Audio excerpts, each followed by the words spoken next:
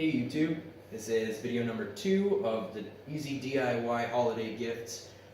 Right over here you can see that the paper towel holder is still drying. I just finished recording that video, and since I'm in the shop right now, I'm going to record the next video in the series so that I can edit both of them tomorrow and hopefully get the first one out right into this video. Video number 2 is going to be how to make a wire bonsai tree. So it's going to be decorative, whereas the first one was functional. This is decorative. So what you're going to need for this project is a rock or a fancy piece of wood that you like. You could use cut off like this, or even just a plain old block of wood that you use a piece of, however you want. Anyway, so you need a base of some sort. Then you need a drill bit that will drill into that base so that we can put the first wire in. Now if you're using a rock, you're going to want a bit that can drill into stone. I'll show that bit later when I actually drill the hole in this. If it's wood, basically any drill bit will work. Other than that, you're going to want some copper wire, like so. I choose a thicker wire than this, and that's going to be the structure of the tree, like basically the skeleton per se. Then the last thing that I can think of that we will need is either a thin gauge aluminum wire or a brass wire. I'm planning on using both actually. You'll see those later on in the video, and of course in the description, once I'm done this video, I'll have a list of all the different things that I did actually use or that you could actually use. And keeping with the theme of these videos, easy DIY, I don't have my drill again, and all I've got is this drill press here.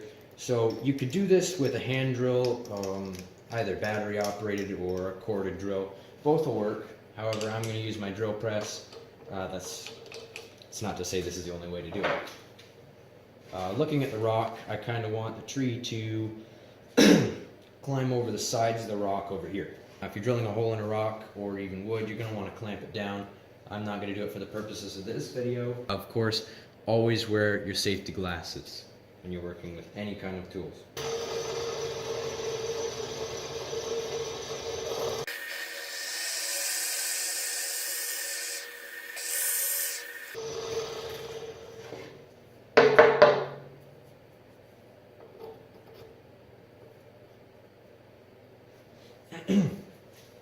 Okay, so hole drilled, looks like a hole, as most holes look like. And I forgot to mention, this is the drill bit. It's, I don't know, kind of a chrome color, and it's usually got a flat bit here, just like that. I'm pretty sure that that's what you use for drilling into stone. I don't know. I've never had a problem. That's all I've ever used. You might want to put water on that if you're drilling into a rock. I didn't. The drill bit got pretty hot there. You can have problems with drill bits overheating and warping or breaking, and you really don't want that. So that's all I've got for this here. Basically, the only tool you'll need for this is, or power tool, is a drill to drill the hole right here. You'll need wire snips and a pair of pliers to bend your wire later. Back in my studio now. We've got the rock here, obviously. Still has the hole in it. And some, I believe, 8 gauge wire. So there's, I think, yeah, there's 7 individual strands here. You don't have to use this. You could use 14 gauge wire where it's just one of these, and it'll work fine. However, I'm going to use this. So if you're doing it the same as me, just kind of take a few of the strands at the bottom so that you're left with 2 or 3. And I'm going to glue those 2 in. So basically these ones right here are going to be roots that are like, they look like they're climbing down the rock. So we want this to be further down. So just cut it with your wire cutters, kind of like that. And because this is rock and this is metal, you're gonna want a glue that can obviously attached to both of them. I'm just using a generic epoxy, 90-second, so I only have to wait an hour before it's completely done and dry. You want to make sure you don't get this on your hands because it makes a mess. It's not going to hurt you. I get it on my hands all the time. You just probably don't want it on your hands. It's just a pain in the butt. So it's 2-part epoxy. You're going to want to mix it with something. I just use old business cards and a toothpick. You're going to want to make sure it's really mixed well so that it's going to work, because the worst thing you could do is not mix it completely and then wait forever for it to dry, and it never dries. Using the same toothpick, I'm going to let it drop into the hole just like that, enough so that obviously it'll touch both the rock and the wire. So we'll take the copper wire that is going to be used as the tree and just pop it in there and let it dry. Now it's fine if it's kind of sticking out like that, because you won't see it by the time we're done with the rest of the tree. Give that an hour or however long you need to give it, maybe 24 hours depending on what kind of epoxy or glue you use, and come back to it when it's dry. So now we've given that time to dry. It was an hour for me, it could be longer for you depending on what type of glue you used. You want to make sure that it's completely dry before you do this though, because you don't want this to separate from the rock, because then you'll have to re-drill your hole, because you would have separated the glue before it was completely dry, and it likely won't stick again. We're going to take this right here and try to make it kind of look like roots growing on the side of a rock face. So I was going for something that looked like that. I kind of wanted some more roots, but I'll add those in later.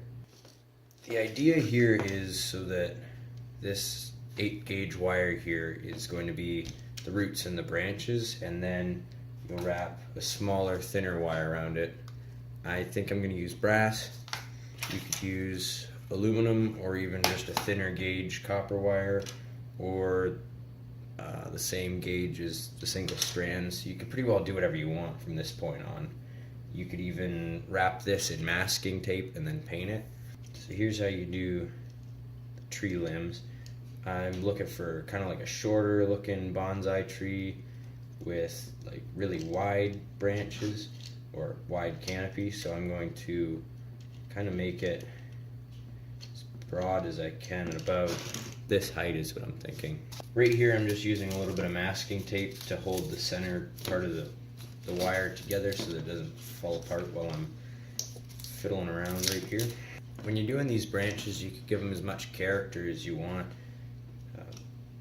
Really try to make it look organic if you want it to look like a tree. So there's no wrong way of doing this either. No matter who you gift it to, they're going to love it because you made it. The next step I'm going to suggest is right around here and at the base, we're going to wrap around a really thin gauge wire. Like I said, I'm using the brass just because I find it's the easiest to work with. But we're basically going to use that to try to tie it all together. And again, there's no wrong way of doing this, because of course there's nothing perfect in nature, and you want this to look like a tree, so take your time, don't take your time. Sometimes some of the best things I've made, I was just not rushing through it, but not really planning ahead. That's usually how really awesome things happen. You just kind of go with it. There's the brass wire holding it all together, and now the limbs don't really want to go anywhere. Now when you're tightening the thinner wire around just another wire, and it's not like a joint where the first part of the joint will hold the wire, and it's like this and it'll just spin around, I find I have to hold it with a pair of pliers. You could use just any old pair of needle nose pliers or even just regular pliers. However, I've kind of gotten away from that and used this set right here. I got it from Lee Valley. It's made by Chestnut Tools, and I like it because it doesn't have any teeth on it, so it doesn't mar up the wire, and it's really good at holding the wire to bend it in different ways. So just hold it like that, and then kind of tighten around as best you can like that, and now it's not going to want to go anywhere. The next bit, one of the last parts I'm going to show you how to do, is the branch. Now, if you had these long enough, you could double them back on each other and make wider branches. I'm just going to leave it like this, and I'm going to take the brass wire again. And you're gonna want quite a bit of it. I'd say 2-3 feet if your branch is about 6 inches long. Stick the end of the wire into this jumbled mess that we have in the center, because you're never gonna see it when we're done anyways. And take the wire and just loosely wrap it around like this, all the way around the branch. And you're gonna wanna hold on to the branch so that it doesn't go anywhere, because there's nothing holding the other side. Once you get to the end, just start coming back, and the idea is to make kind of an X pattern. If you're looking at it like this, you come back across right here and just fill in the gaps, and just keep going from one end all the way back. It's okay to bend this branch so that you can work with it and get the other branches out of the way. Just for now, this wire, you can always bend it back. You can pretty well fix any mistakes as well. I would suggest wearing eye protection when you're doing this, just so you don't poke yourself in the eye with the wire. That would hurt. Never personally done it, but I don't want to try. Now just do that to the other few branches. I'll come back when I'm done that, of course. Finally done that part. That actually took a lot longer than I thought it would. So, yeah. Don't do this project if you intend on doing something really quick. It definitely takes a long time. Anyways, I got all of these branches done, and I added a few more branches. That's actually really simple. I'll show you how to do it. So to add a branch, you just take another piece of the copper wire that you used as the skeleton of the tree, or the inside of the branches, and just twist it like this, hook it around another branch, and then tighten it like that, and then end up twisting it this way so it'll hold itself on. And then when you're wrapping the brass around it, just kind of take extra care to wrap right around the joint so that it basically holds itself together. Another thing that I did was I wrapped the copper around the trunk of the tree, and that's really simple. It's the same as doing the brass. It's just put them tighter together and like go one pass instead of two. I was also thinking about adding like some berries or something in here, or whatever that ends up looking like. So what you do for that is you take about 3 inches of whatever color wire you want. I'm choosing aluminum wire because it's a different color than the rest of the tree. Anyways, take your needle nose pliers and just roll this over. Okay, now that you have this, should look something like this. Take it and go over top of one of the branches, bend it down, and cross them so that the one on the left ends up on the right. I think that adds a little bit more character to the tree, something else to look at. I might add a few more of those. I'll take a picture when I'm done this completely, and that'll show up at the end of the video and probably be the thumbnail. Anyways, good luck making this project. I'd love to hear about it in the comments. Any suggestions, any first-hand experiences with making wire trees, go ahead and leave a comment. Don't forget to like, share, and subscribe. Everybody have a great day.